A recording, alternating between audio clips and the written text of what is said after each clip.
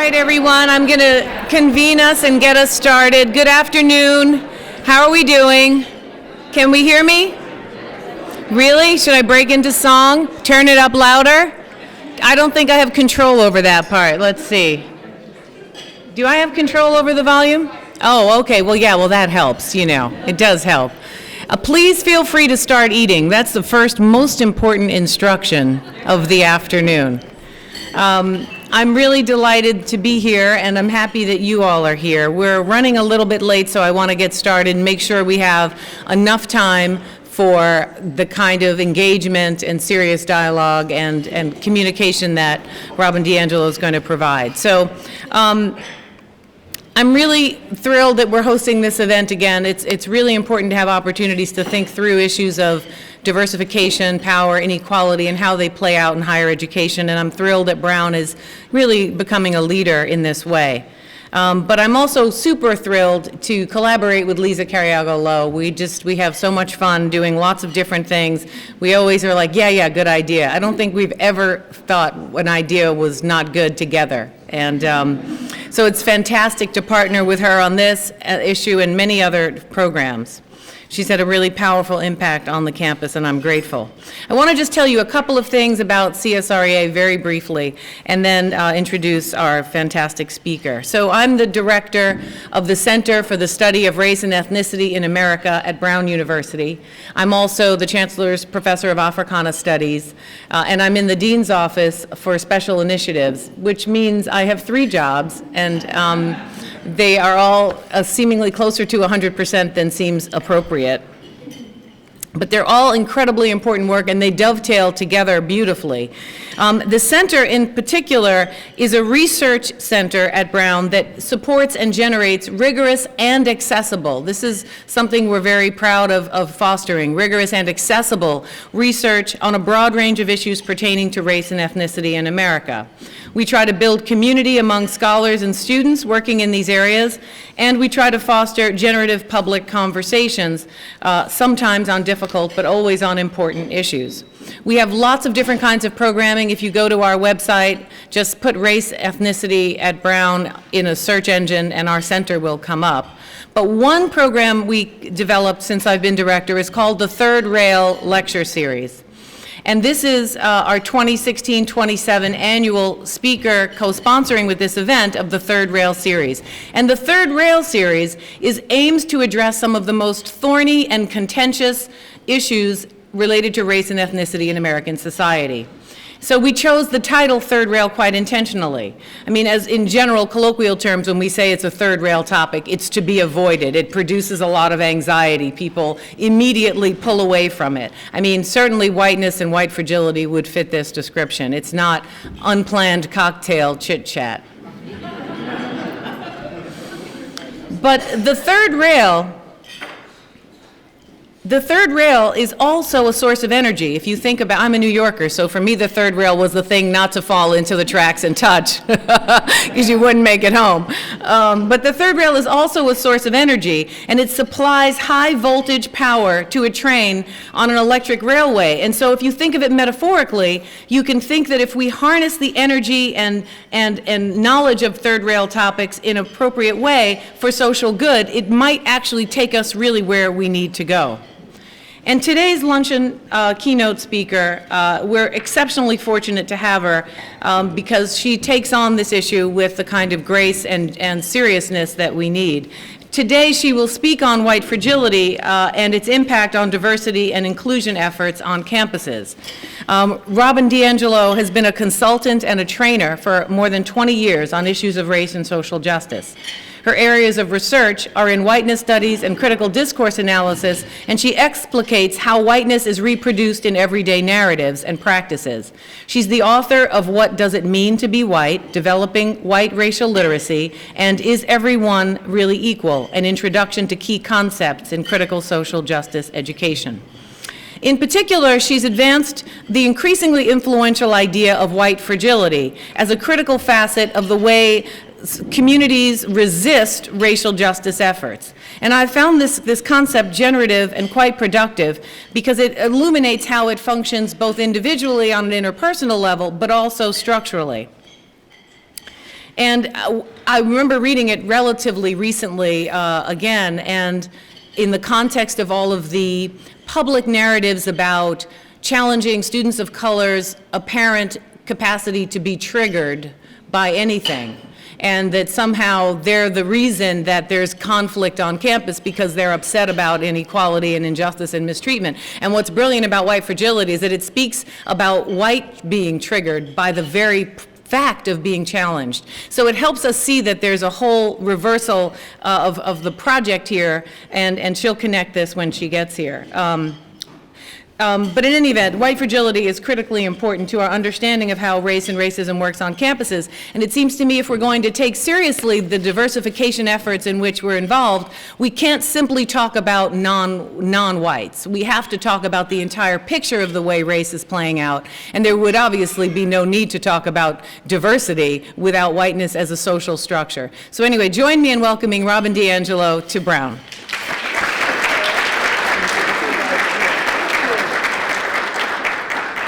Thank you so much. I got to remember to stand right there. I have a relatively brief period of time with you, so I'm just going to launch right into it and draw your attention to my race. I'm white. Check me out, everybody. And part of being white is that goes against all my socialization. I was not raised to think about myself in racial terms. Somebody had a race, of course, but not me. And I certainly wasn't raised to think about my race as relevant in any way to my life experience. So to be standing in front of you and leading from that is counter again to how I was socialized. I am very clear today that I am white. And I have a white frame of reference, a white worldview, and I move through the world with a white experience. And it is not just a universal human experience. It is a most particularly white experience in a society that is profoundly separate and unequal by race. So while I'm always coming from that position, I just want to be really explicit about it today. And in a kind of master's tools dilemma, to decenter whiteness, you have to center it in a different kind of way than the way it normally remains centered, right? Through its unmarked, unnamed, and as you were saying, right, the kind of projecting onto everybody else, but never looking at who's the problem, basically, right? And so to center it, but shine light on it, to expose it, is to decenter it. And while people of color, from a very early age, have to know my reality in a way that I'm sorry to say I don't have to know theirs. This may still be useful in that I'm going to name and admit to things that are so rarely ever named or admitted to by white people. So that may be useful for you if you've ever wondered how on earth we can pull off what we pull off. I'll lay that out for you. For the white folks in the room, I've never met a white person who didn't have an opinion on racism. Have you? Let me know if you have. If you're not sure about it, just bring it up the next time you're around a lot of white folks. We all have opinions, and they tend to be really emotional. But if we have not devoted years of sustained study, struggle, and focus, our opinions are necessarily limited, because nothing in dominant society gives us the information we need to have the complex, nuanced understanding of arguably the most complex, nuanced social dilemma since the beginning of this country. In fact, you can get through graduate school in this country without ever discussing racism. Can you not? You can get through law school in this country without discussing racism. And you can get through teacher education in this country without discussing racism. If you're in a progressive teacher education program, you'll have one required multicultural education course.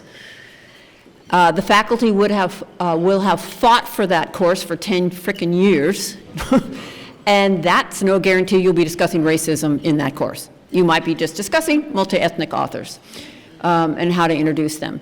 So my challenge to the white folks in this room is, no matter where you are on this lifelong continuum, is to listen from a place of humility and openness. That's our challenge. Okay? So white fragility is the inability for white people to tolerate racial stress. And racial stress is basically anything that challenges our positions, what we feel entitled to, our identities, and we don't respond very well, right? And we push back to block or stop the challenge and to kind of get back into our, what I think of as our racial equilibrium, our racial comfort. Right? And so the first part is mapping out how we come to kind of be inculcated in white fragility and then how it manifests, right? So by every measure across every institution in this country, there's racial disparity, right? I think we all know this, even in spite of our narratives of meritocracy and individualism. Every institution, every measure, racial disparity, right? At the same time, what is today's dominant racial narrative? Well, I'm a former professor of education, so I used to teach in a large teacher training program. The program, it was in Westfield, Massachusetts, and it was 97% white. It was rare for me to ever have a student of color in any class, and we were 10 miles from Springfield, Massachusetts, which is 57% Black and Latinx, right? And on the first day of class, I would ask my students to write me an anonymous reflection on a couple key questions.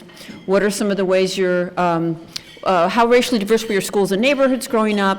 What are some of the messages you've received across your life about race? And what are some of the ways in which your race has shaped your life? And what I'm going to show you is representative of the hundreds of these anonymous reflections I've collected over the years from our future teachers in their junior and senior years of university, soon to be certified as highly educated, and set forth to teach in those schools in Springfield. My neighborhood growing up was not racially diverse at all. Every family in my neighborhood was also Caucasian. Throughout my time in school, I have continually been taught that skin does not matter. Is that familiar to you? It should be. It is the dominant white racial narrative. It is definitely a post-civil rights narrative, not a pre-civil rights narrative. But I see a really big contradiction in this narrative, which is, I'm assuming obvious to you, if race doesn't matter, why so separate? And from that comes a question for me. How do we actually teach that race doesn't matter in segregation? Well, I would argue that's not what we teach at all. It's what we tell. It's not what we teach through the practice of our lives. Right? So the question that drives my work is, how do we pull this off? How do they pull that off, sitting in such explicit segregation? Right? I would also say that while this is a post-civil rights narrative, this is apparently the younger generation, that when my generation dies off, there'll be no more racism, right? Because it's all the old people. You heard that one? Yeah. No. I don't think this is any more transgressive. It's actually quite a brilliant adaptation to the challenges of the civil rights movement, right? Okay, and by the way, this is why I don't just affirm everybody's opinion in my classes. I know it's a little counter to the sacredness of everybody's opinion, but these opinions are not informed, right? And they function really problematically. So racism, let's just really quickly, is a system. It is embedded across all institutions, and it results in a consistent reproduction of unequal distribution of resources between white people overall and people of color overall, with white people as the beneficiaries of that system. Right? And that, of course, goes against what dominant culture's definition is, which is individual acts of intentional meanness. And if you don't do those, you're outside of this conversation, right?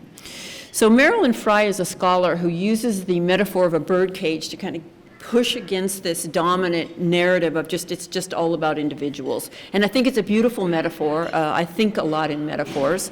And so she says, if you walk up to that bird cage and you put your face all the way against the cage, and so you're taking a very micro or myopic view, you're not going to see the cage at all. You're not going to see the wires at all, maybe a little bit on your peripheral vision, and you're going to say, what's the problem? Why doesn't that bird just fly away? The little door's open in the cage. What's going on? But if you move back and you begin to take a wider view, You begin to see these bars and these bars and these bars, and you begin to see the interlocking system and nature of oppression, in this case, racism. So let's look at what some of those are. Our institutions, our ideology, internalized oppression, constant microaggressions, isolation, embedded in culture, invisibility, the burden of representation. I'm going to imagine the folks of color in this room can relate to the burden of representation, always carrying the psychic weight of racialization where I don't carry that weight.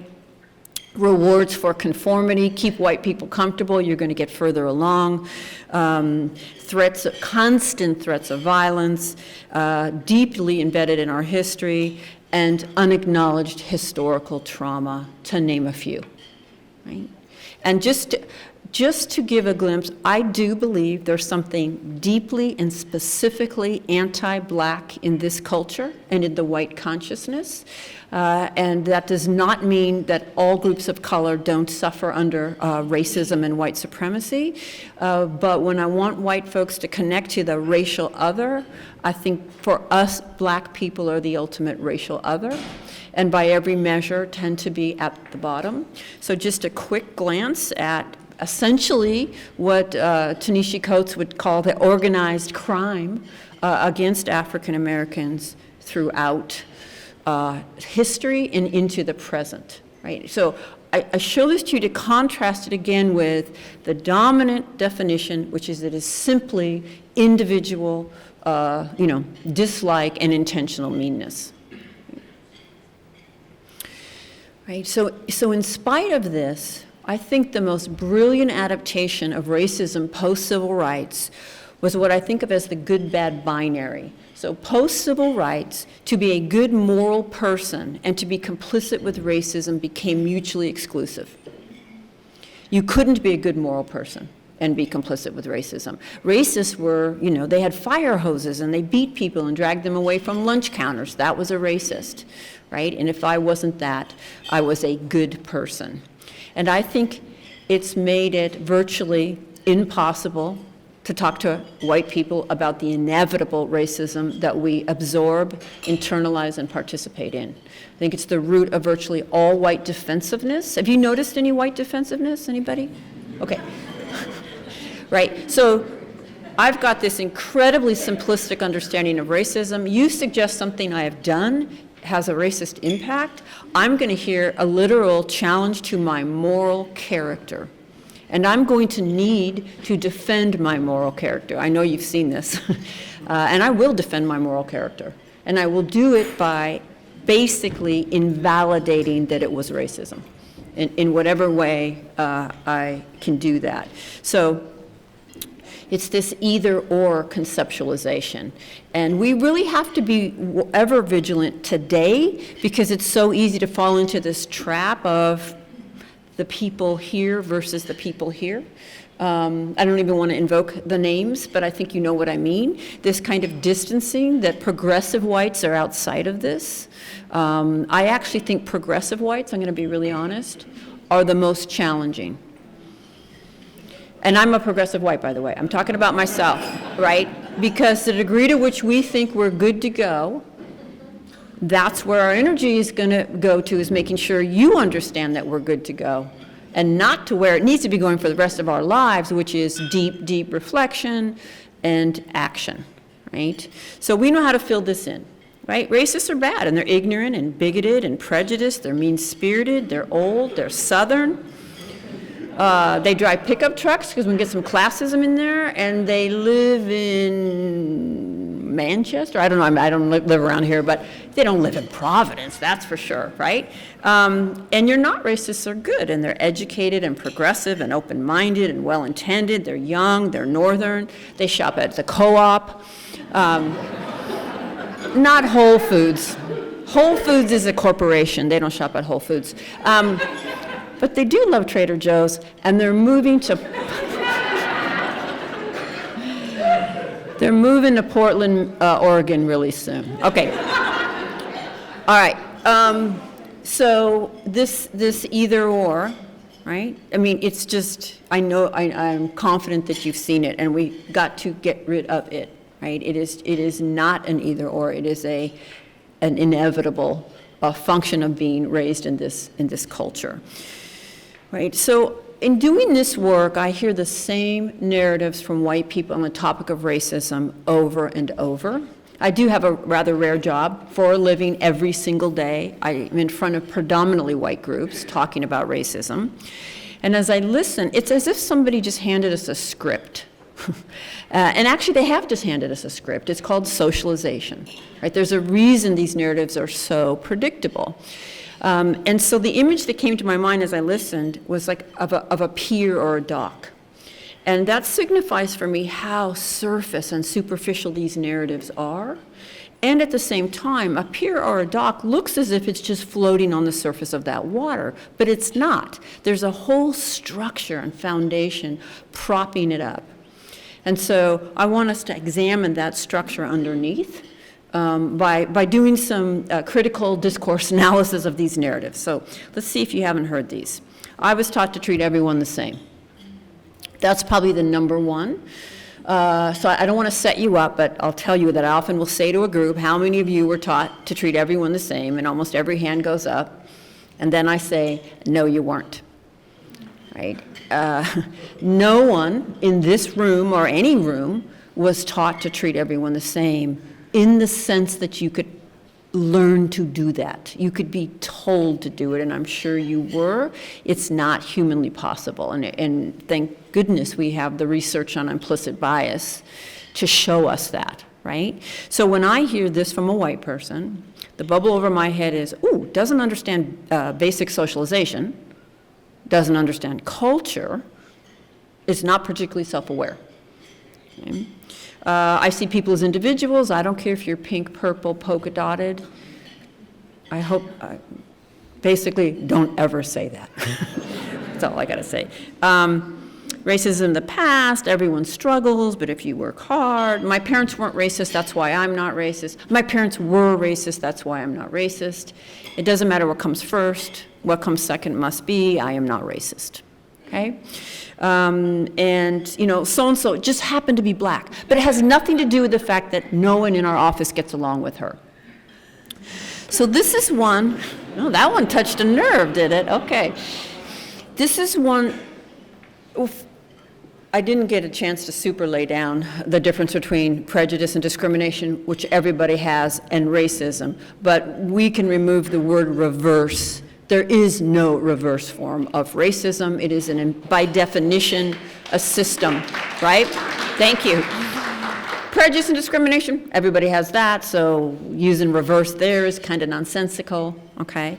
And since I have a captive audience, just so you know, what I say to white folks is, I would suggest that you remove anything that begins with just happens to be, regardless of, but at the human level, right? Because what we're doing in that move is basically taking race off the table and positioning some kind of universal experience. And there is not a universal experience, not in this culture. I might not know what race has to do with the fact that no one in the office seems to like this person, but I need to be willing to look at how her race is shaping the way that I see her.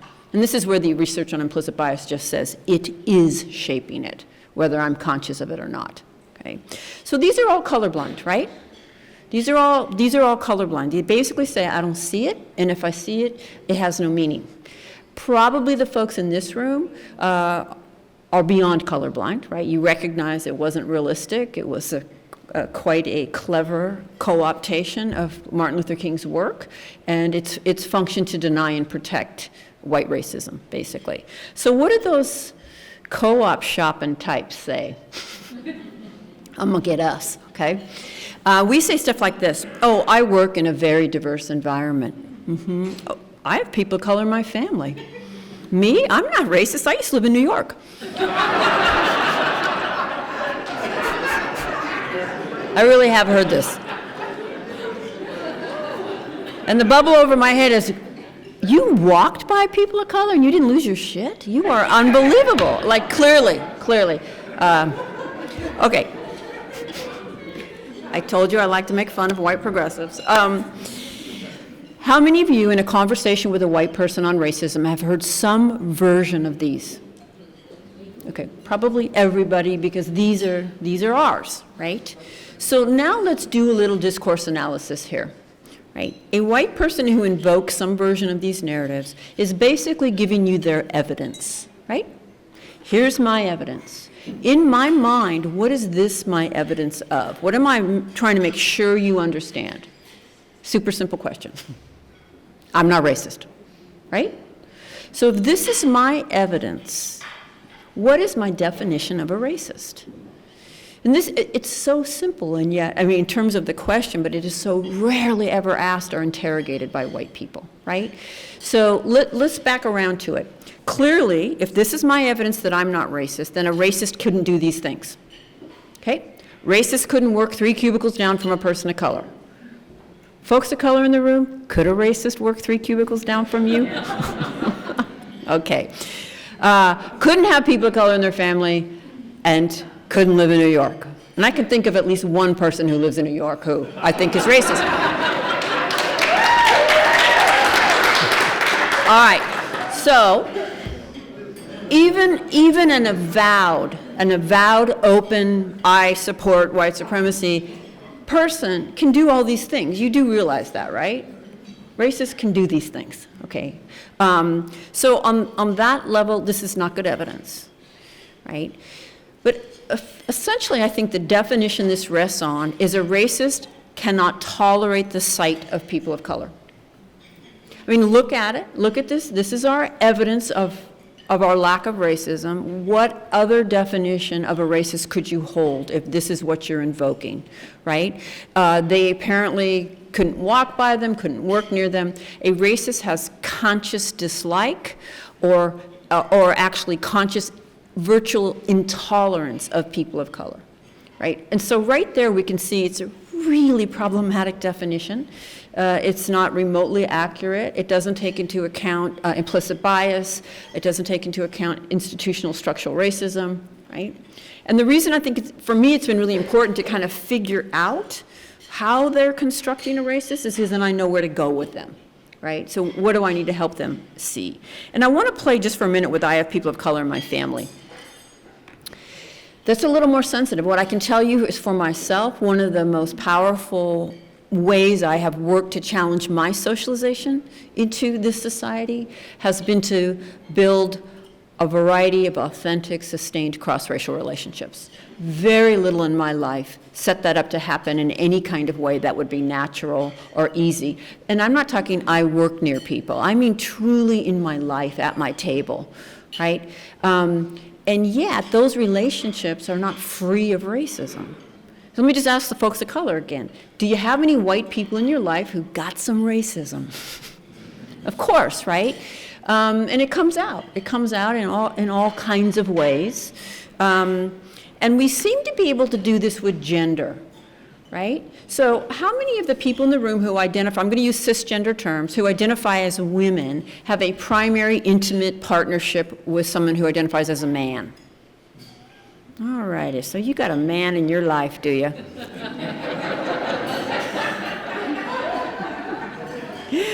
Okay, so the day he fell in love with you, all his sexism just vanished, right?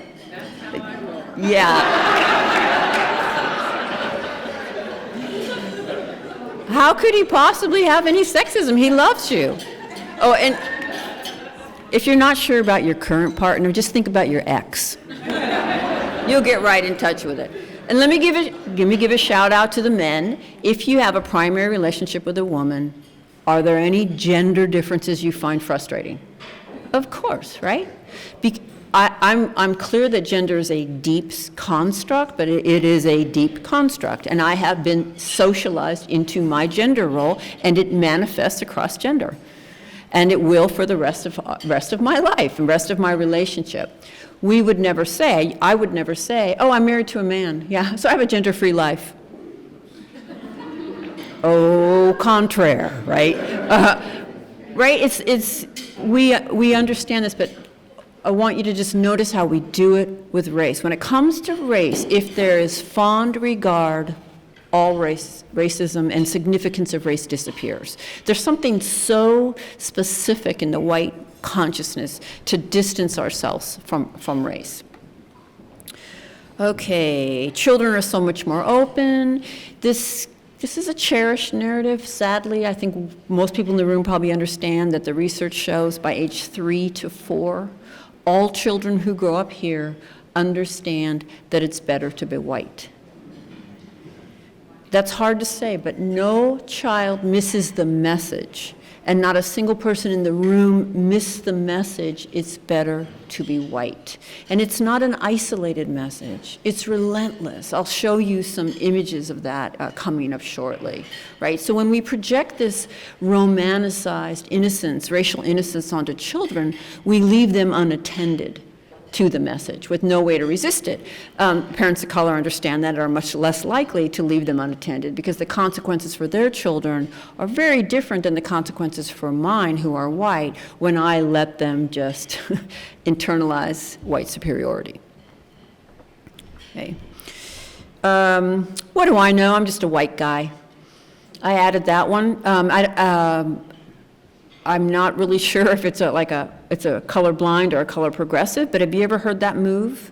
Kind of looks like they're aware that they have white privilege, and yet it still positions the person as racially innocent and not to be held accountable. Right? I think it's problematic. I already know all this. Yeah, I mean, I've been to Costa Rica, people. So it's been a week there. The people are so incredible. Okay, this one, when people say to me, you're speaking to the choir, I mean, I'm going to be honest, it's like, I'll be the judge of that. I actually don't think the choir, I am the least qualified person to assess how well I'm doing or how far along I am. And so the arrogance of this, I'll just have to be blunt, the lack of humility is incredible to me. And so when white people just feel like they already know everything there is to know, I think that's very problematic. And I don't think convincing to people of color. We don't like how white our neighborhood is, but we had to move here for the schools. Okay? We could do a whole session on that. I'm just going to say I think it's disingenuous. So these are the white progressive narratives. These are the first set was the kind of I don't see color, and these ones are I celebrate and love diversity, right? They both function the same way. They both function to take race off the table, to take racism off the table, and to basically say, I am exempt from this. And that's the question that I always use when I'm trying to figure out something in terms of a narrative or a pattern. How does it function? This does not function for us to keep going, right? This is a kind of nothing to see here, okay? So we want to go under there and figure out what is allowing us to say such things in such a separate and unequal society. So I'm going to give you a chance, I'm going to give you only a couple minutes, so I would go just to one person next to you if you can do it, depending on how many are at your table. Which of these narratives have you heard or have you used, if you're white? Let's be honest, a white person who hasn't used one of these narratives, I don't know if they would have been a functioning member of this society. So which ones have you used if you're white? And which ones, if you're a person of color, do you hear white people use to deny the impact of race on their lives? So just I'm giving you a minute to connect to it. Okay, welcome back. Welcome back. Welcome back. Just keep saying it. Welcome back, everybody. Yes, welcome back. Hey, everybody, welcome back. Welcome back. Welcome. Okay, we're going to get started. If you can see me, raise your hand. If you can see me, raise your hand. If you can see me, raise your hand. Thank you. That's a teacher trick.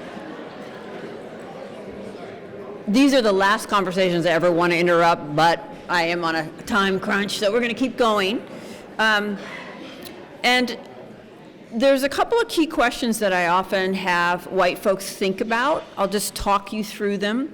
The first one is to think about how racially diverse our neighborhoods were growing up and the messages we've gotten about race from our neighborhoods. The majority of white people grow up in primarily white neighborhoods. And the messages are, one, that it is normal to live apart, maybe even natural to live apart, and I think at a deeper level, righteous to live apart. When you think about the way we talk about white neighborhoods versus neighborhoods that we associate with black and brown people, right? So a white neighborhood tends to be good, safe, sheltered, clean, abundant, hardworking people who deserve what they have. Those are powerful messages.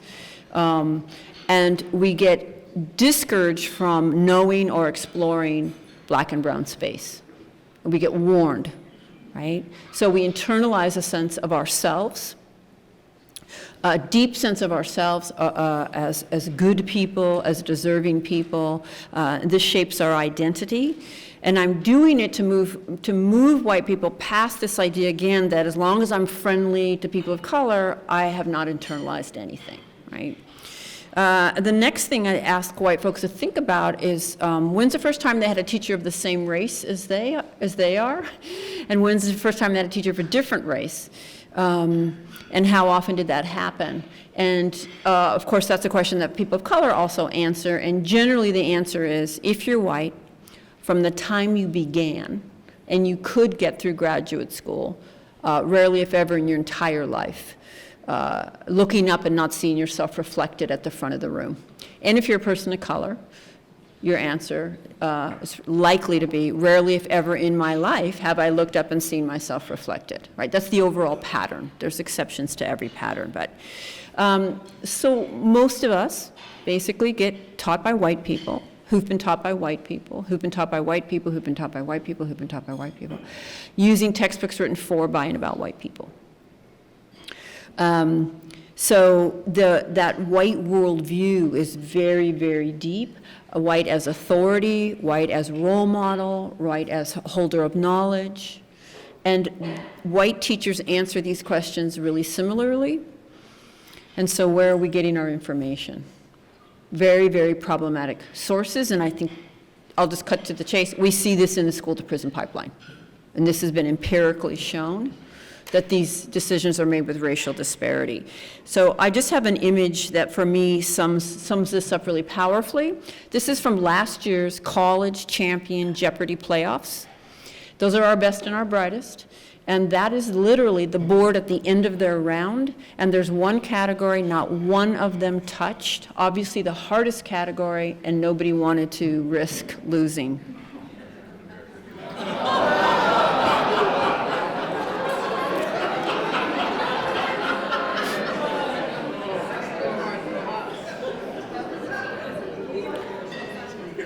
And I don't feel that I can do justice to the profundity of this disconnect, this incredible disconnect from our history.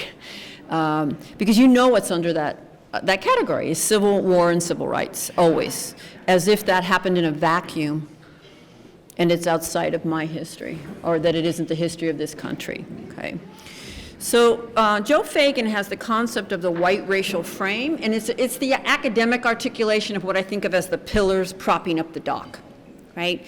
So the deeply internalized framework through which whites make racial meaning, and it includes images, interpretations, perceptions, etc., talking about segregated white neighborhoods as good and safe is an example, right?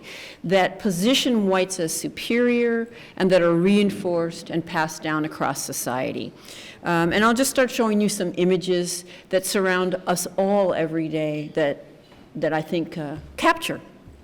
This is on a science website right now. What would a scientifically perfect face look like? This is an ad that I was on a Delta flight last year, and this ad was in the In-Flight magazine. Just look at the racial hierarchy in this ad.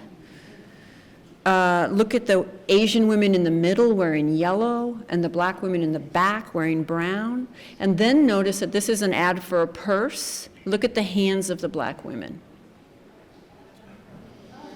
Again, you just look for a second, but it's this constant message of status and hierarchy in relationship to resources. Their hands are empty, they don't have the purse. This ad is a little bit older. I think it's incredible. It's for Intel. Multiply computing performance and maximize the power of your employees. 6 shirtless brown men kneeling at this white man's feet. Look at the body language. This is a newer example of that. This is from The Blind Side, right?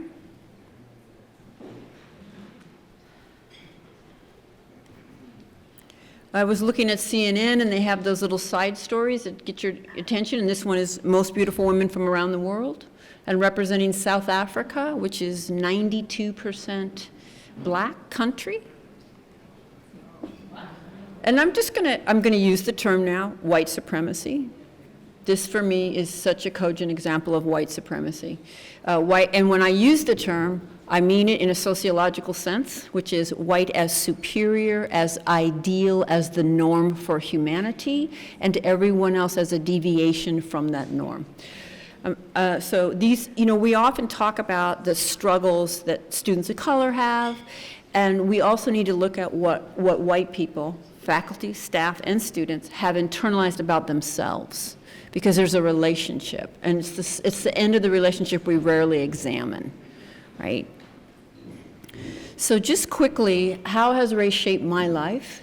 Everything I'm about to say, every other white person in the room can say, no person of color in the room can say. So I was born into a culture in which I belong, in virtually any situation deemed normal, neutral, or valuable. That faculty meeting, that church service, block party, dealing with my daughter's teachers, her camp counselors, that wedding. How many of you have been to a wedding? If it wasn't all white, it was pretty close. Maybe your own, okay? Just rarely ever me that carries that psychic weight. Represented in the government, we know what the presidency, vice presidency has looked like, House of Representatives. I'm going to show you a series of photos now of the halls of power in the US, and where you see a yellow border around the picture, those are the people of color in the group. These are our US senators. These are the leaders of the largest US companies, US Supreme Court, US governors, US top military advisors, people who decide which TV shows we see, people who choose which movies get made, people with the most influence over which books we read, people who decide which music gets produced, people who decide what news is covered, owners of men's pro basketball teams, owners of men's pro football teams, owners of men's pro baseball teams, presidents of Ivy League universities.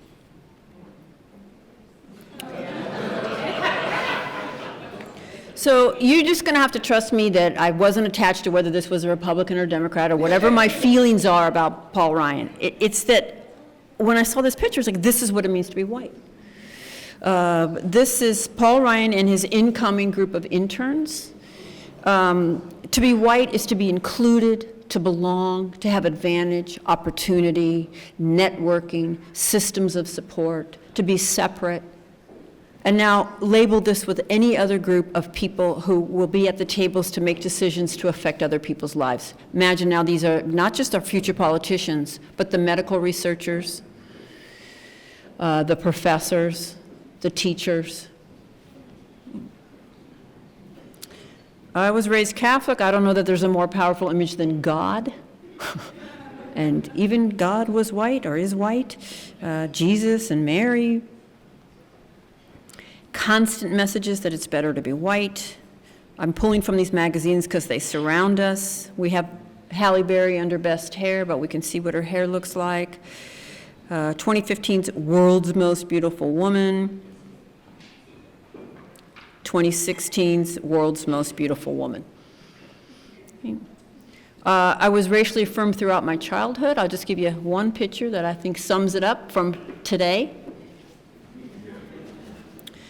And these are the top 5 Miss Teen USA runners-up. And yes, they are different girls.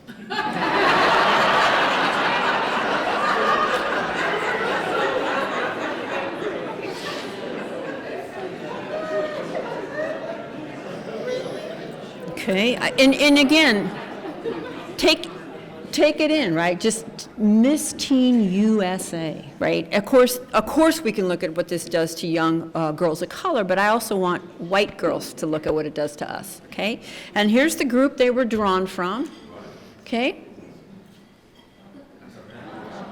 And, this is how it usually, there's one. And knowing my people, I'm going to tell you that probably all those white girls are going to tell you they're not racist because she was their best friend and she was in the group, right? And that just shows that, right? It's this very simplistic reduction, right, to fond regard. Right? So these are shows many of us grew up with. They're all about ideal friendship. They take place across the decades. Seinfeld in the 80s, Sex and the City in the 90s, Friends in the 2000s, that's Gossip Girl, there's Girls.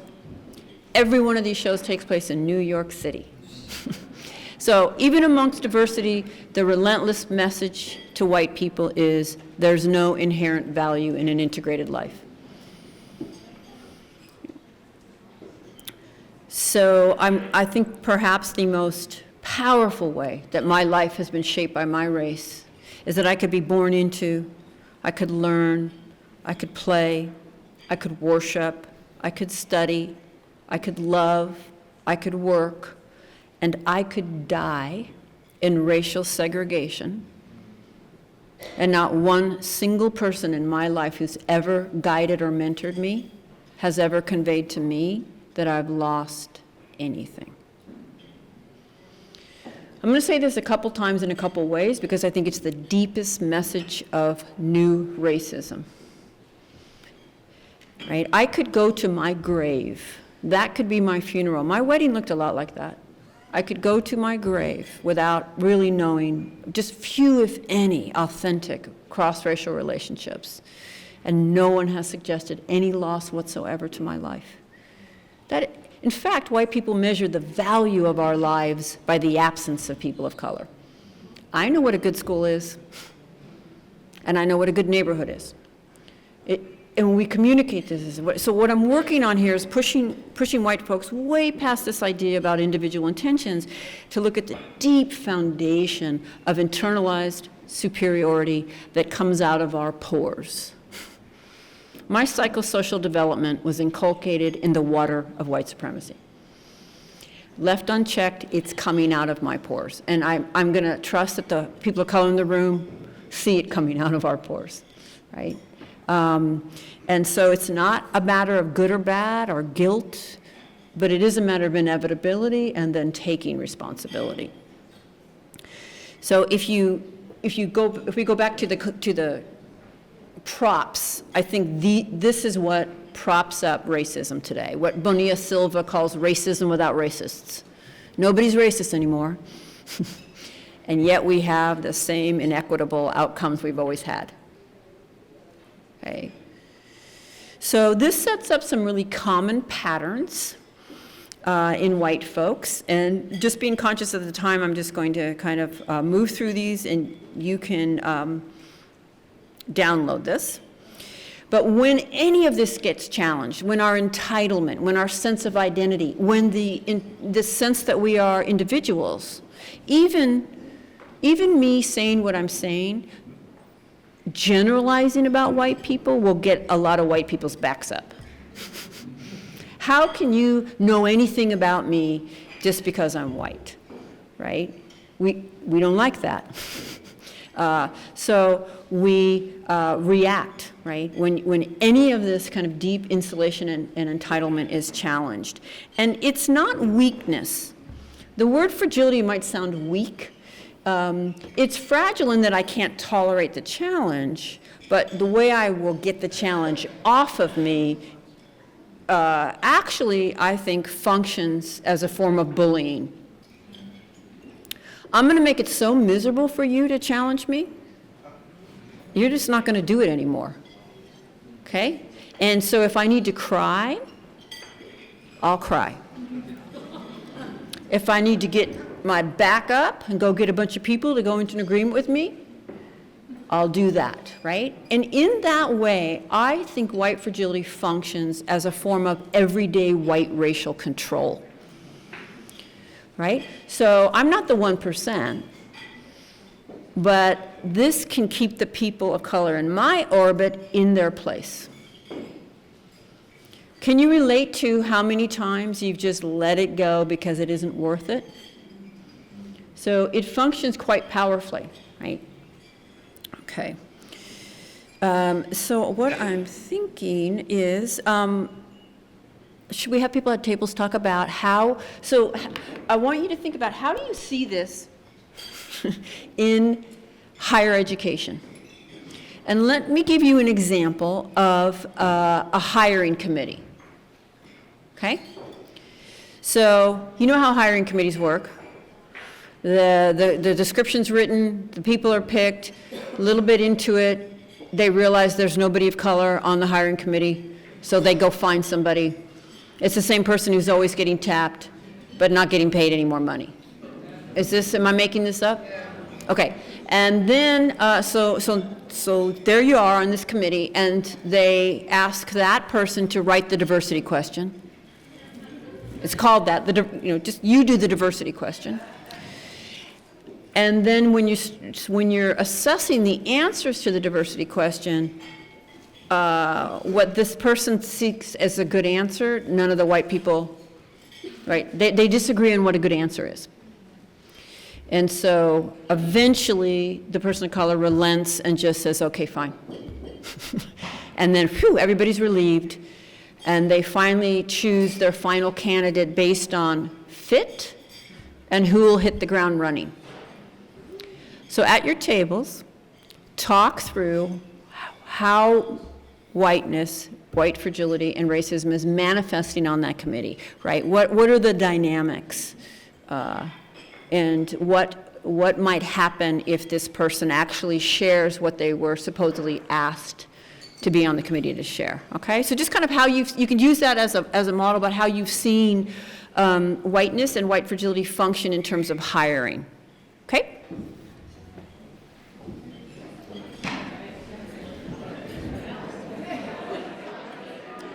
All right, I'm going to call you back. Welcome back. Oh, that's good. Welcome back.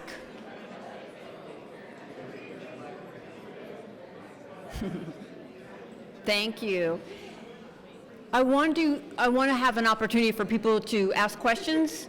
So I want to leave you with an image of what I believe would radically transform this. You know, if this was under the dock rather than what's under there now, right? I don't believe we can get there from the dominant paradigm, right? It functions really beautifully to protect the present racial order, right? So, and if you like this image, by the way, because there's some folks taking pictures, you can download a handout that has all this on it from my website, okay? So, I believe that if whites were really coming from this place, not only would our interpersonal relationships change, but so would our institutions, because we would see to it that they changed. So this understanding that being good or bad is not relevant, it's a system infused in everything. Whites have blind spots on racism. I have blind spots on racism. Racism's complex. I don't have to understand it in order for it to be valid. White comfort maintains the status quo, so discomfort is necessary and important. We're not going to get there from a place of white comfort, but I must not confuse that with safety. I am perfectly safe. What I like to ask white people is, what does it mean to need to feel safe from a position of historical, social, institutional, cultural power and privilege? All right, I guess that's all I had to ask. All right. Right? I bring my group's history with me. History matters. It's a history of harm. And no, I won't be automatically granted the benefit of the doubt. I need to earn it. The question is not if, but how. Right? Dominant culture's question is, was or wasn't that racism? And as soon as you put an either or, you'll never agree. My question is, how was racism manifested in that situation? It's in the water, right? All whites are unconsciously invested in this system, including me. And most of that is implicit, right? I need to do a lot of work if I'm going to be able to identify that. Good intentions and self-image are not enough. Feedback from people of color indicates trust, right? They're taking a credible risk across power to give you that feedback, given the history of harm. So let go of how you get it, right? It takes courage to break with white solidarity. So how do I support other white folks who are trying to break with white solidarity rather than punish them? Given socialization, it's more likely that I'm the one that doesn't understand what's going on. Can you imagine if white people were coming from that place? White males I would love to have come from that place also. But when it comes to racism, the way society is set up, I get to be the determiner. From all that I've showed you, all that socialization, we're the ones that are unbiased, and we're the ones who get to decide whether it's real or not, right? So finally, racism hurts, even kills people of color 24/7. Interrupting it is more important than my ego, my self-image, right? My feelings. And I really believe that if we were coming from this place, we would be in a very different situation. And so when white people ask me, what do? I just say, whatever it takes to internalize this so that it's real for you. So that's what I will leave you with, and then I'll open the floor to questions, comments, etc.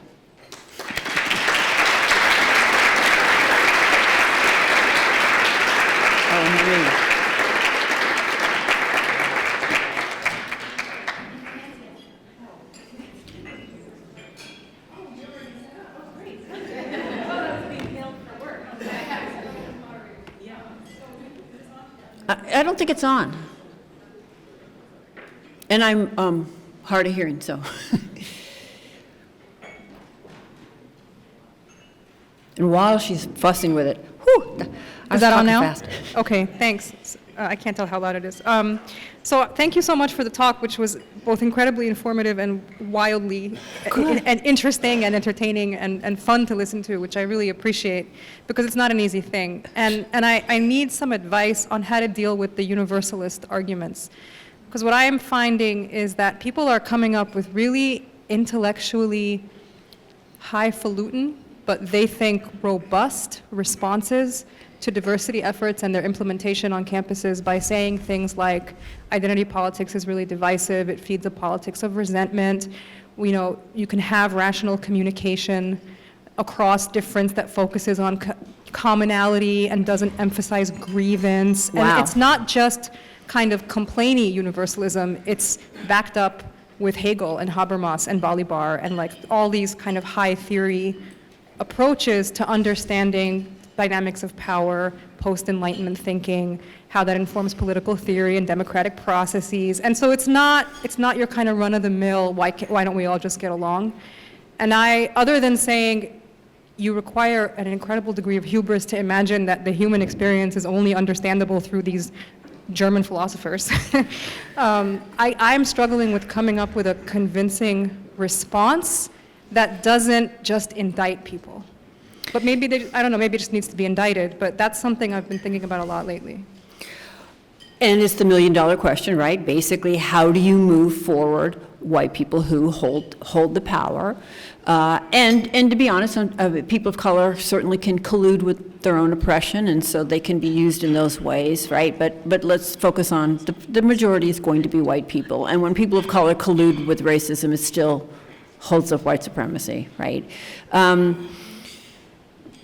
So none of that is accounting for power. I mean, that's the bottom line, right? So if you could try the question of, so how do you see that functioning how do you see it functioning? How does it function to not do identity politics? Where have we not done it and what has been the outcome? So maybe if you could just keep moving people towards what is the outcome of what we've been doing? And what would shift if we tried a different theoretical lens? Sometimes I use a Marxist theory analysis, so I'll say, how many of you have ever taken Marxist theory? And maybe 5 people will raise their hands. Did you pass? Yeah. Did you become Marxist? No. So you weren't required to be a Marxist to pass the class. Okay, but you were required to grapple with Marxist theory, achieve some degree of mastery, and probably your final project was apply a Marxist analysis to this situation, right? Whether you agree or disagree with Marxism is not really relevant. A Marxist analysis is going to generate different questions and therefore different responses. We have not yet applied an anti-racist analysis. Let's try it. And then they can just let go. It's not brainwashing. You don't have to. Okay. Okay. Yeah.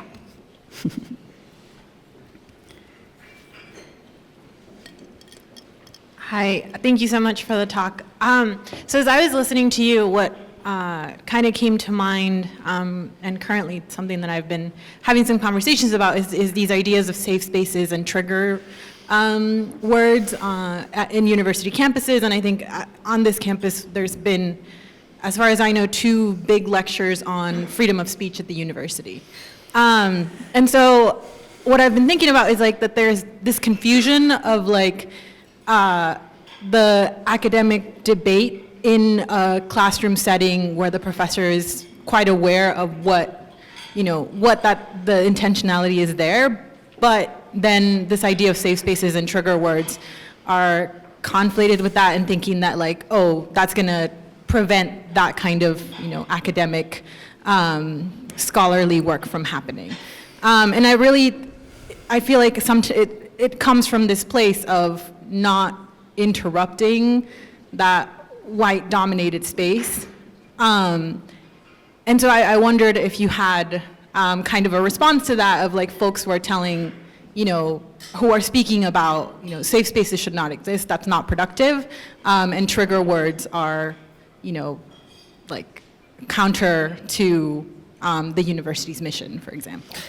So do these tend to be white people kind of using it as a way to say, look, we can't have these difficult conversations because it can trigger some white students and they'll feel bad? No. Okay. So safe spaces and triggers have been, some, I think, forms of trying to recognize the fact that students of color often feel, put to the side or unsafe in different spaces around the university, but the fact that that safe spaces or triggered words would exist are actually being, presented as counter to a freedom of speech at the university.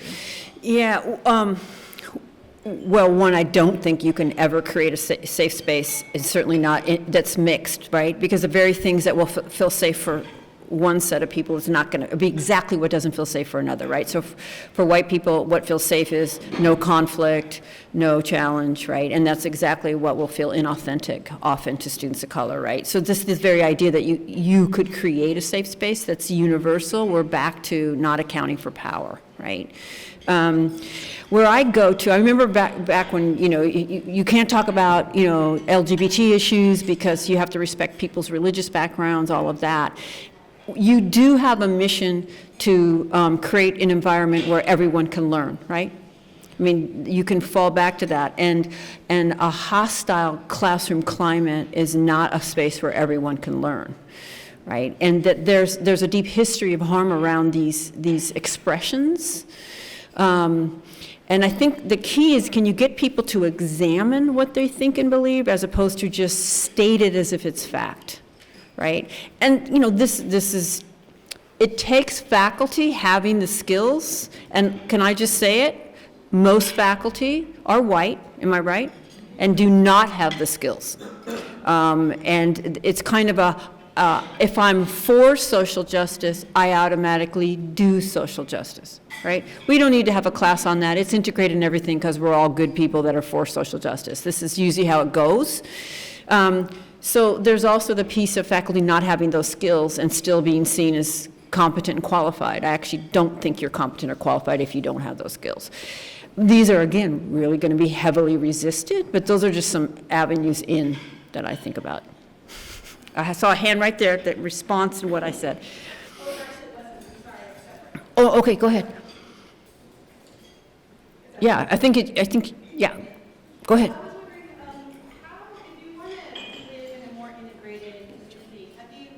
If you want to live in a more integrated community, how do you do that without also contributing to gentrification and displacement?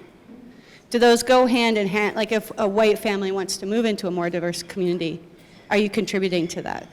And those are really hard, deep, complex issues, right? But often there are ways to move into environments that certainly minimize that impact, but that's not usually what happens, and it's not really authentically, I don't believe, why white families are moving into those neighborhoods. Other than the cultural capital of saying I live with diversity, but are they actually building relationships? Are they supporting small businesses that are owned by people of color? Are their children going to the local schools? Usually not. So I don't think the only way to have a more integrated life is just where you live. It's also, what are you involved in? How do you get yourself out of your comfort zone? But if you move into a neighborhood that's predominantly people of color, how are you doing that? And there's some really good writing and kind of ideas about how to do that in a much more conscious way.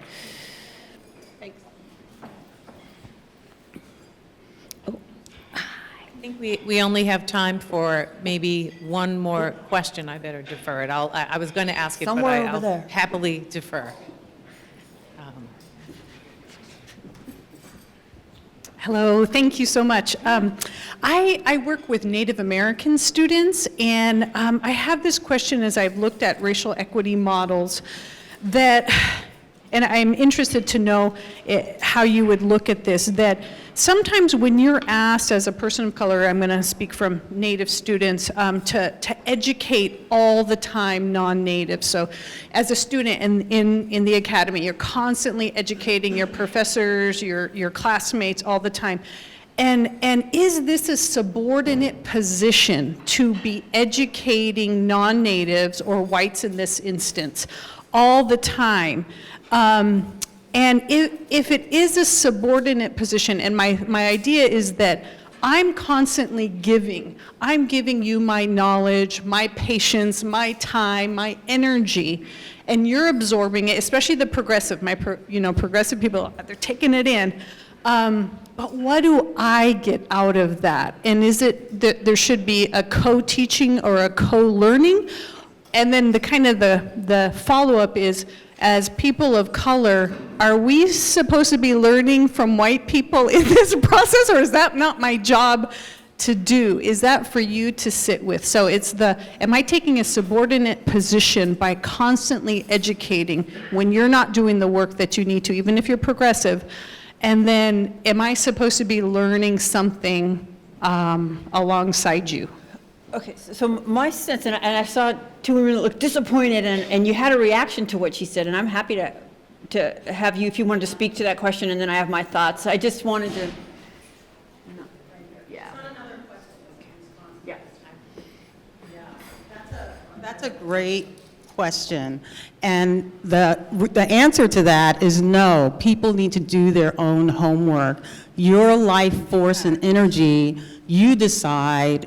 Every time you give it away like that, you're not able to give it to family, friends, and to yourself for self-care. That's really, really important. And I just wanted to add, I think it would be, because you are a white person speaking about this, so of course that puts you in a position of authority, and I enjoy your work. So this is not about your work, but it's really important to constantly remind people that if yours was a black face or a Latina face, this would have been experienced completely differently by the people in the room. And so really making it clear that because I'm white standing here, that's also part of the whole systems of oppression, I think is important. And I just want to make a quick comment, because the white-black frame, for me, what's the loss that I hear in your presentation is the loss of the individual truth when you're white, when black folks show up. In other words, you're not white until there's black people there. When there are no black people there, you are Cheryl or Johnny or James or the grandfather's descendant or whatever. When black people show up, then you're white. And I just make a comment of sitting in a doctoral program at Harvard with a white, only black woman, 2 black men, a white woman who said, there's no racism in my community. We don't have any black people there. So my last question, Harvard doctoral. So here's my question, just not for you to necessarily answer it, but for all of us to contemplate that. How do you deal with those 2 paradoxes? You're only white when I'm there, and I'm struggling with being Cheryl rather than the first black, the only black, the exceptional black, the typical black, the no good black, because I'm defined by being black in some context. And the second piece is, how do you in a dispassionate research university deal with content that is emotionally charged off the chain, and we never talk about the application of emotional intelligence and strategies? And then lastly, my best friend is white that helped raise my kid. So we have these conflicts about our generalizations across the lines. My sense is that, I mean, those were powerful points that you both made that I don't necessarily feel that I have to respond to, other than maybe the way I try to get white people to understand that race is profound from the moment they're born is in those kinds of questions, looking at our neighborhoods, and I hope I modeled, I mean, it was a relatively short period of time, but modeled how I keep trying to move them away from this sense of it's about individuals, and it's really about from the time we open our eyes, and even where we open our eyes and how we got there, and who owns the hospital we're opening our eyes in, and on and on and on, we are being shaped. So that's a huge commitment of mine, is to get white people to understand that. And yes, the way I'm heard, and this is that master's tools dilemma, right? As I stand in the front of the room, I am reinforcing the authority of the white voice. And because white folks will hear it more openly from me, to not do that for me, to not use this position to challenge racism, is to really be white. Right? And that, so it's a both end. And so I acknowledge that, and I thank you very much. And everybody else, thank you so much. Thank you, Robin. Thank you very much.